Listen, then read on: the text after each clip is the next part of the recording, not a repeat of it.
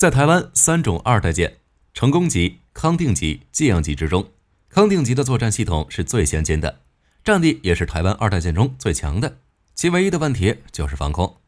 作为一款1990年代的巡防舰，康定级还需要舰员手动操作防空导弹。不过在加装垂发之后，这个短板就不复存在了，战力可以与新加坡的可畏级相媲美。放到东南亚这边，康定级巡航舰也是一霸。本期视频，火力军就来聊聊康定级对比台湾其他二级舰的优势。经过升级改造后的康定级性能发生了怎样的变化？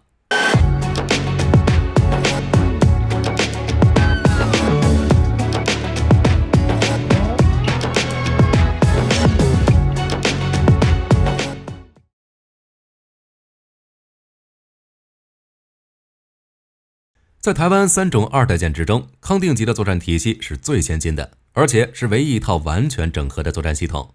舷控台可以做到实时信息传输，并观察军舰的整体状态。万一有部分舷控台失效，其功能也能切换由其他舷控台接手。而成功级与济阳级的作战系统中，每一个次系统都需要一个专属的舷控台，不能相互查看，甚至部分舷控台之间连资料的传输方式都没有，只能依靠人工输入来传递信息。相比之下，康定级的作战系统完全使用视窗化操作界面，上手非常容易。而济阳级与成功级上的计算机界面大多为很旧的指令式，其中大量的操作还需要使用机械、机电式开关。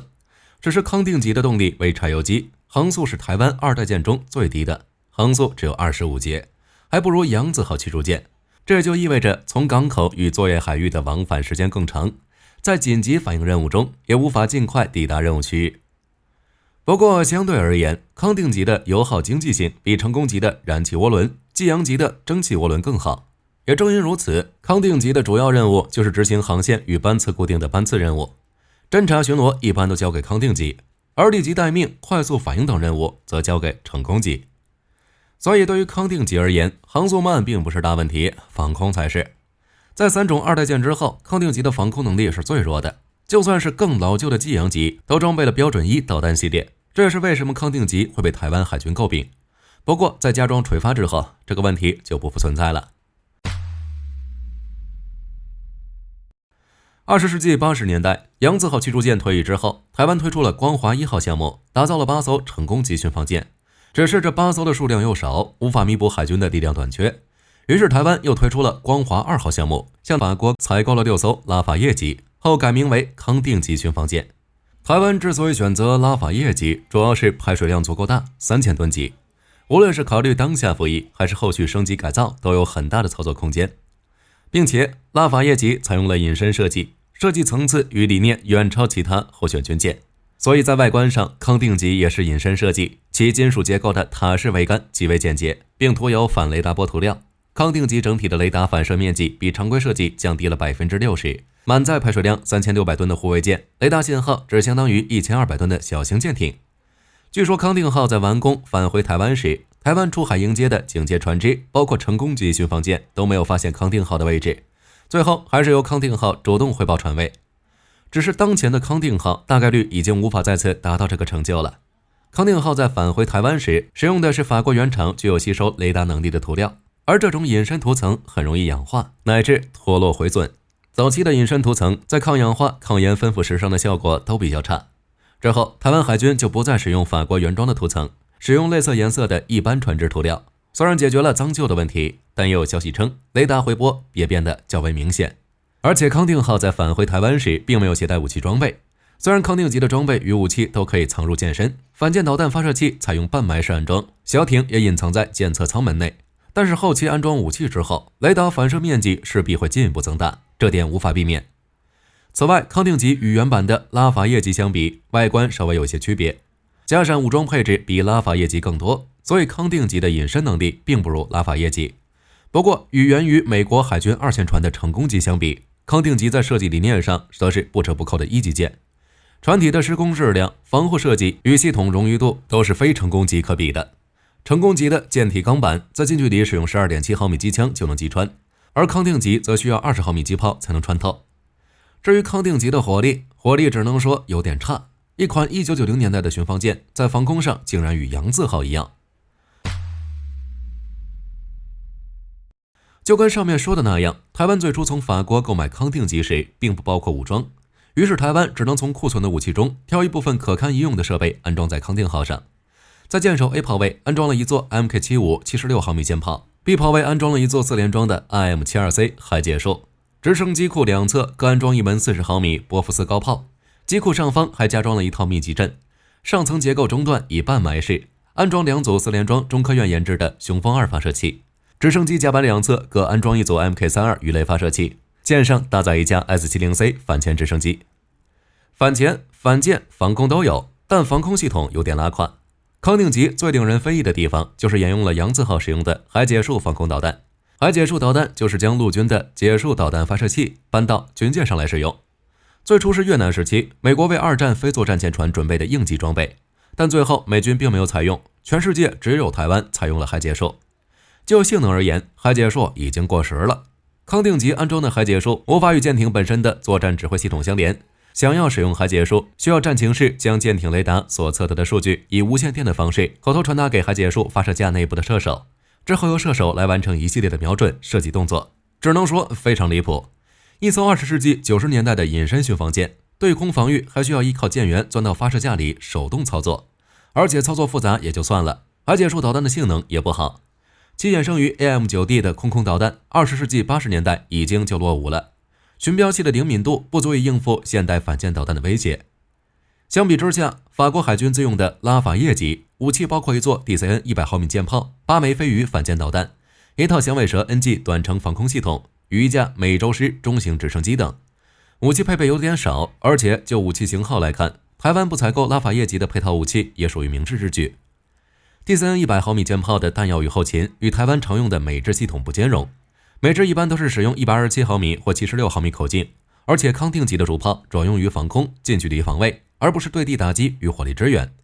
还是现有的 MK75 76毫米舰炮比较符合需求，台湾海军也没有考虑过引进法制舰炮。反舰导弹方面，拉法叶级的飞鱼与康定级的雄风2同级，反潜直升机也来自美国的 S70C。至于防空系统，响尾蛇 NG 虽然在自动化作业、射控指挥系统、接战效能方面比海解束更好，但响尾蛇 NG 依旧是近程的点防御系统，一次只能对付一个目标。台湾对其并没有什么兴趣，而且法国当时的 SAM 舰载防空导弹系统依旧是开发中，直到2000年代中期才进行海上整合测试，想买也买不到。除了防空，康定级就没有什么太大的问题了。其侦察、火控在当年可以说相当先进，作战系统的性能更是达到了法国同类设备中的最高水平。康定级的雷达与拉法叶级的自用版本不同，在远距离对空搜索雷达上，拉法叶级用的是 DRBV-15C 海虎2式，但考虑到台湾海军舰艇面临较高的空中威胁，换成了带高乐级航母同型的 DRBV-26D 木星2型，最大侦察距离360公里以上，同时追踪64个目标，可在275公里外发现雷达截面积10平方米左右的目标。中程搜索雷达方面，康定级安装的是海神 G 型，目标更新率比木星2型更强，主要用于搜索低空目标。在射控方面，康定级并非配备拉法叶级的 CTM 雷达，而是2套单独的卡斯特 2C 型。毕竟康定级没有使用响尾蛇 NG， 主要用于导控在76毫米舰炮与40毫米高炮。康定级的作战系统则是拉法叶级 TATI CAC 2000的衍生品，在20世纪80年代末期已经达到了法国同类设备中的最高水平，康定级也成为了当时台湾海军中火控性能最好的水面舰艇，后面则被基隆级取代。此外，在反潜方面，康定级也做了一定的升级。在法国这边，拉法叶级并没有反潜任务，并没有装备舰体声呐与鱼雷管，但拉法叶级的基本设计具备很好的静音设计，包括轮机安装、气泡屏蔽，具备很高的反潜潜力。所以在拉法叶系列中就包含加装舰首声呐、拖曳阵列声呐与鱼雷管的反潜型，可以说康定级就是拉法叶级的反潜型。就性能而言，设计于1990年代的康定级比1970年代设计的成功级与1960年代的济阳级更强，唯一的缺点就是防空，台湾自然也知道这个问题，所以从2015年开始，海军就打算对6艘康定级进行升级改进，最终的结果就是加装垂发、更换雷达等部件。这次升级结束之后，康定级的战力与新加坡的可谓极相当。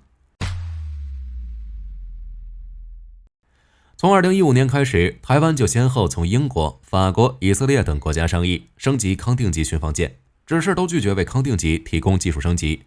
最终台湾只能选择自己研究，目前升级计划已经被敲定。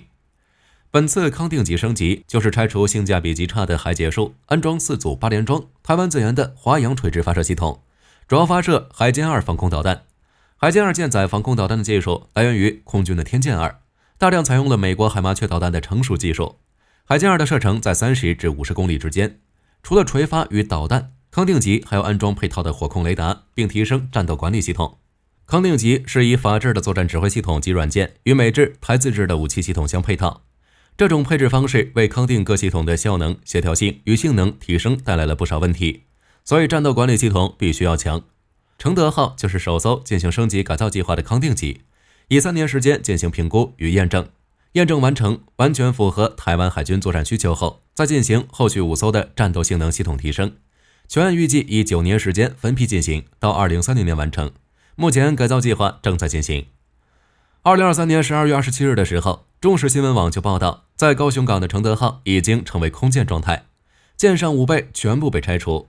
此外，在2024年2月16日，台湾军方发布决标公告显示，台湾与法国国际国防委员会达成新的军售合同，由国际国防委员会在法国为康定级采购舰艇战系载台零附件。